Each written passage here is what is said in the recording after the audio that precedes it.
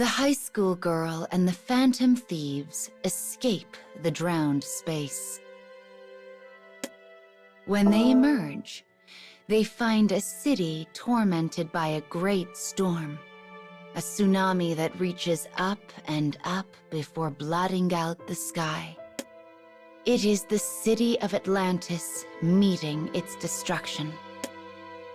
So if we really are in a palace, it means this is how the ruler sees her reality.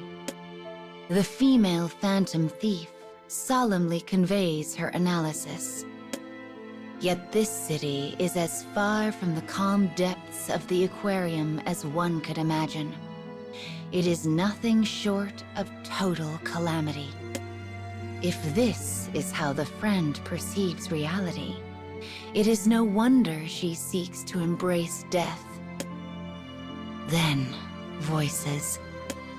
The trio looks down and sees a great number of merfolk scattered on the ground throughout the city.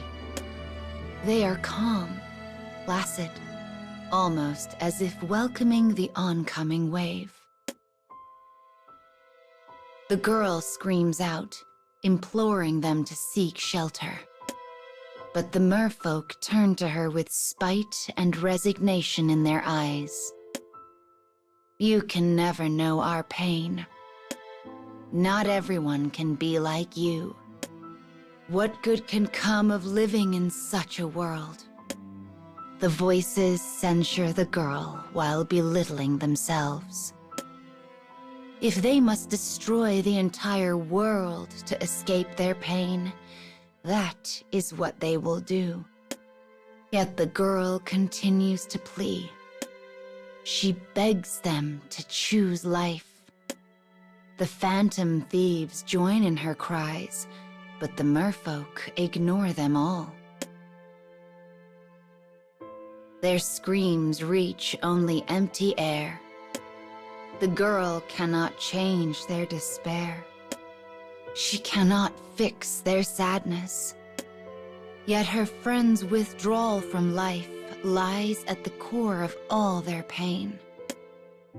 Though they had been close, the girl never realized how much her friend was suffering. She had seen only a small part of her heart. She knew only a small number of the many masks she wore. We were so close. And yet, I had no idea.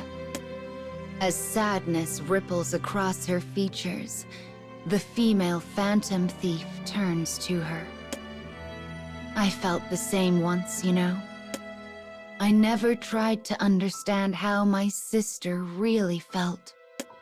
The woman places a hand on the grieving girl's shoulder, slowly lifting her back to her feet.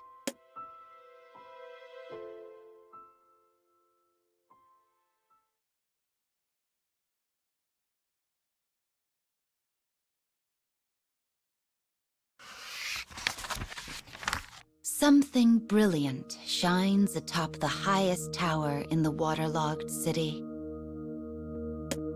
The high school girl and phantom thieves gaze up at it.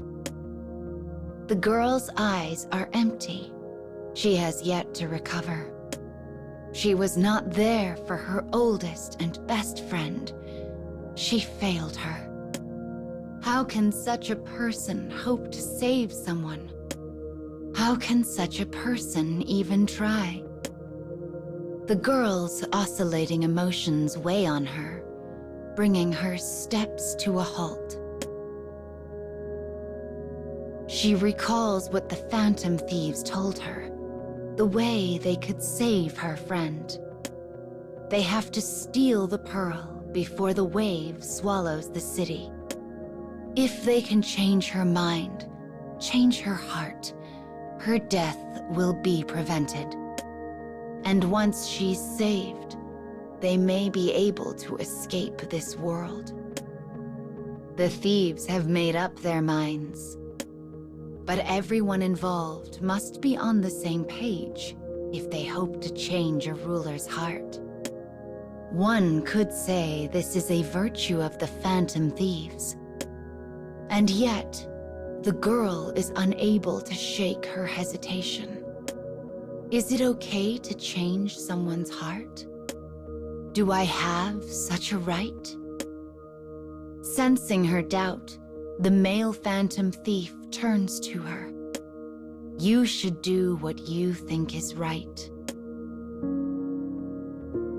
The girl looks into his eyes and nods. I don't want to lose her. Upon hearing her resolution, the Phantom Thieves begin their trek towards the tower. She watches them for a moment before following in their footsteps.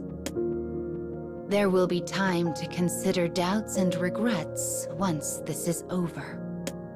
For now, she must focus on getting close to her friend's heart. I will save you. I promise. As the words leave the girl's mouth, she realizes her mind is made up. And the female Phantom Thief turns to look at her with something approaching relief.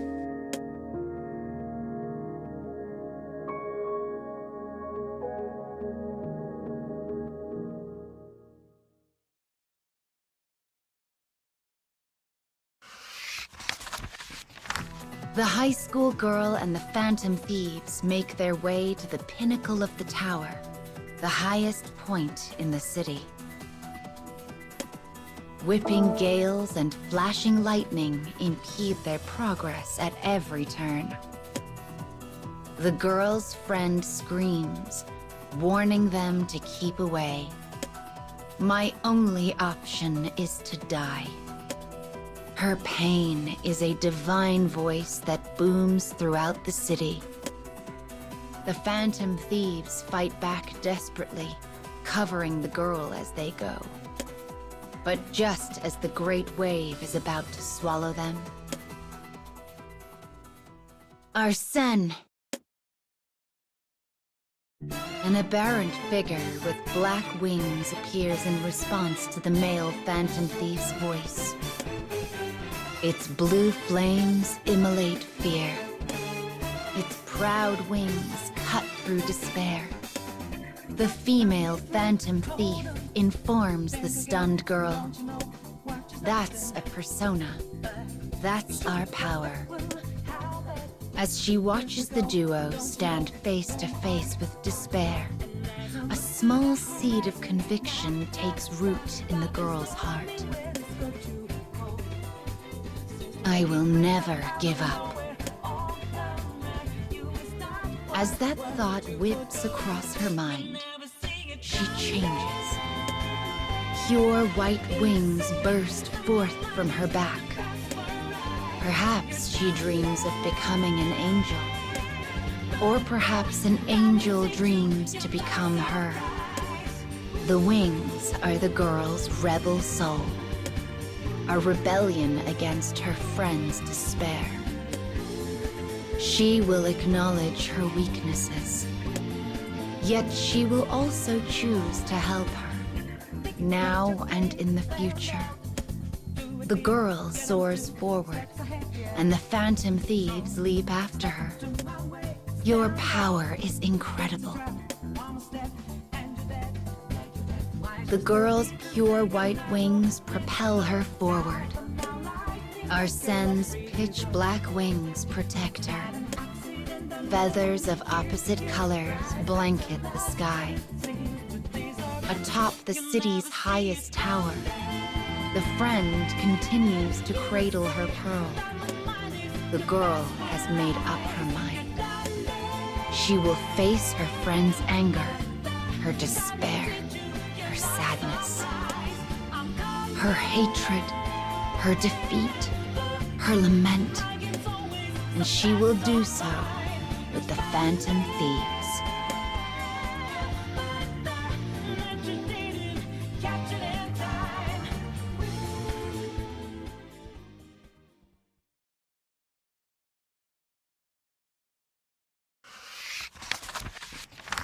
The battle against the ruler of this space ends in victory for the high school girl and phantom thieves. The girl's friend returns to her human form. The pearl slips from her hand and rolls across the floor. Through tears, she begins her confession. She was subject to terrible bullying. Every part of her had been torn to pieces. Her days were shrouded in a darkness seemingly without end. It was though she lived at the bottom of a deep and sunless sea. This world doesn't need me. No one would be sad if I were gone. Hidden away in the corners of the world were other young people suffering the same agony. She wanted society to be aware of their lives, painfully so.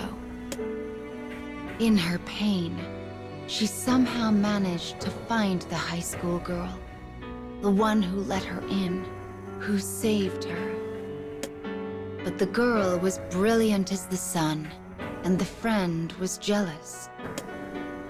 Her happiness was terrifying. The friend thought herself a burden, and so she pushed the other girl away. When the girl hears this, she says 5 words. "Thank you for telling me." She gives her friend a faint smile, which shocks her. She then continues, "The world may not need you, but I do. The world may not treasure you, but I do. Though you try to distance yourself, you remain precious to me. You may come to hate me, but I will never hate you. I know we haven't spent much time together lately, but the time we did have is the finest I have ever known." The girl speaks a desperate truth, one completely free of artifice. As the friend listens, tears begin to spill from her eyes. The female phantom thief smiles. It seems she was of some use after all. The male phantom thief nods and takes the pearl in hand. This is ours now. The pearl shines brightly, illuminating the entirety of the waterlogged city. Its brilliance grows so bright, it is like this world's very own sun. The warm light chases away the blanketing thunderclouds, vaporizing the great wave that once threatened all. Pure white vapor gently envelops the city. The thieves do not understand why they have been brought to this palace-like place. But seeing the girl reunited with her friend brings them a sense of accomplishment. It is a satisfying feeling. The phantom thieves nod to one another. Their time in this place is at an end. The male phantom thief speaks then, his voice soft as he stares at the newly created sun. "We don't need this anymore." The girl and her friend look at each other and say in unison, "We've found our light already." The group bursts out laughing. Leaving the man's hand, the sun rises into the sky. The light of hope fills the world. As the phantom thieves of hearts begin to vanish in that bright light, the girl turns to them. "My name is Hina. Hina Akagi. What are your names?" Their silhouettes grow hazy in the light. The girl squints, trying to hear the faint voices that emerge from it. "Queen and Joker? Aliases, huh? I guess you are thieves after all." The fading silhouettes speak again. Those are your real names? They're wonderful. As the beautiful resonance falls silent, the girl's world becomes a brilliant wall of white. She has returned to her own world, to Shibuya. The omnipresent television screens issue a heartening report. The Suicide Club has disbanded, its ringleader having turned herself in. Not a single person was harmed.